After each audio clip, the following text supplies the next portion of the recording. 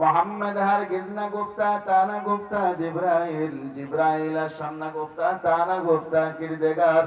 আল্লাহ রসুল ততক্ষণ বলেন নাই যতক্ষণ জিব্রাইল বলেন নাই, জিব্রাইল ততক্ষণ বলেন নাই যতক্ষণ আল্লাহ তাআলা বলেন নাই। কাজেই যারা হাদিস মানে না তারা কোরআনও মানে না, যারা হাদিস মানে না তারা মূলত কোরআনও মানে না।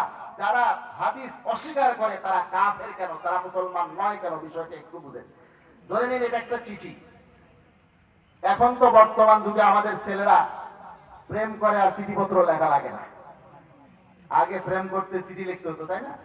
এখন ছেলেদের ওই যে রাস্তাঘাটে আমরা স্লোগান দিই অ্যাকশন অ্যাকশন ডাইরেক্ট অ্যাকশন, এখন এরা সরাসরি ভিডিও কলে কথা বলে প্রেম করে, আর চিঠিপত্র লিখতে হয় না। এখন চিঠিপত্রের কথাটা বুঝাইতে গেলে বুঝাইতে হয়, এক সময় চিঠি আসতো, এই চিঠিগুলো যারা আনতো তাদেরকে বলতো ডাকপিয়ন। এটা বলতে হয়, বুঝাইতে হয়। তো ডাকপিয়নরা চিঠি আনে, ডাকপিয়নের কাজ কি? চিঠি পৌঁছানো না চিঠির ব্যাখ্যা করা? চিঠি পড়ে দেওয়া কি ডাকপিয়নের দায়িত্ব? চিঠির ব্যাখ্যা করা কি ডাকপিয়নের দায়িত্ব? এখন যারা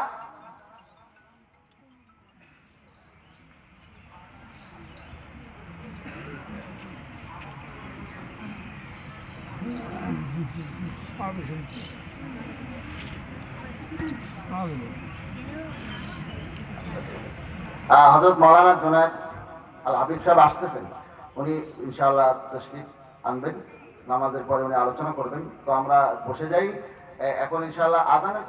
আজান পর্যন্ত আমি আলোচনা করব, এরপর আপনারা নামাজ পড়বেন, ইতমিনানের সাথে বসে থাকেন। হযরত আসবেন এবং আলোচনা করবেন, আপনাদের সকলকে ইনশাআল্লাহ শান্ত করবেন। খুব ভালো আলোচনা করেন মাওলানা জুনায়েদ আল হাবিব সাহেব।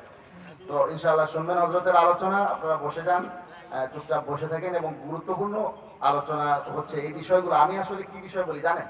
আমি এই ঈমান আকীদার উপরেই বিষয় আলোচনা করি। কারণ একজন মানুষের যত রকম আমল থাক, ঈমান যদি ঠিক না থাকে এই আমলের কোনো মূল্য নাই। যারা কোরআন মানার স্লোগান দেয়, হাদিস অস্বীকার করে, তারা মুসলমান থাকে না। কেন থাকে না আমি সেটা বোঝাচ্ছিলাম। ধরেন এই যে একটা চিঠি, এই চিঠিগুলো যারা আনে পৌঁছায় তাদেরকে বলে ডাকপিয়ন। ডাকপিয়নের দায়িত্ব কি? চিঠি পড়ে দেওয়া, ব্যাখ্যা করা, না পৌঁছায় দেওয়া? যারা বলে তারা কোরআন মানে হাদিস মানে না, তারা মূলত আমাদের নবীকে নবী হিসেবে মানে না, আমাদের রসুলের উপরে রসুল হিসেবে ঈমান রাখে না। তারা মনে করে রসুল হলো ডাকপিয়ন।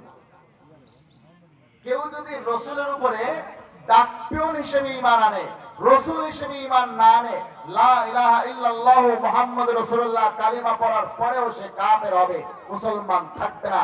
কারণ রসুল হিসেবে সে রসুলের উপর ঈমান রাখে না, রসুলকে ডাকপিয়ন মনে করে। কিভাবে দেখেন, আল্লাহ রসুল এই হাদিসগুলো বলেছেন, ঠিক না?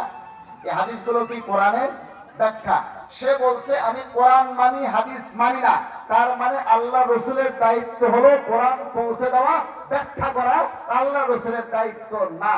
আর আল্লাহ রসুলের দায়িত্ব আল্লাহ পাক কোরআনে বলেছেন ইয়াতলু আলাইহিম আয়াতিহি, কোরআন পড়া শেখাবেন, তেলাওয়াত শেখাবেন।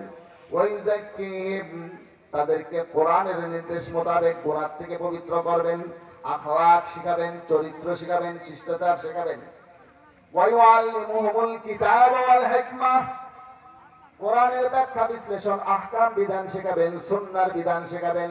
তাহলে আল্লাহ রসুলের দায়িত্ব কোরআন পড়া শেখানো, ব্যাখ্যা শেখানো, সবকিছুই আল্লাহ রসুলের দায়িত্ব। আর ডাকপিয়নের দায়িত্ব হয় চিঠি পৌঁছে দেওয়া, চিঠির ব্যাখ্যা করে না। কেউ যদি মনে করে সে কোরআন মানবে হাদিস মানবে না, তাহলে সে রসুলকে ডাকপিয়নের মতো মনে করলো। রসুলকে ডাকপিয়ন হিসেবে ঈমান আনার কারণে, রসুলের উপরে রসুল হিসেবে ঈমান না রাখার কারণে, তাওহীদের সালাতের কারণে, রসুল অবমাননার কারণে যারা নব্য আহলে কোরআন আছে, যারা কোরআন মানার স্লোগান দিয়ে হাদিস অস্বীকার করে, তারা মুসলমান থাকে না, তারা মুসলমান থাকে না, তারা মুসলমান থাকে না। আমি কথা বোঝাতে পারছি আপনাদের?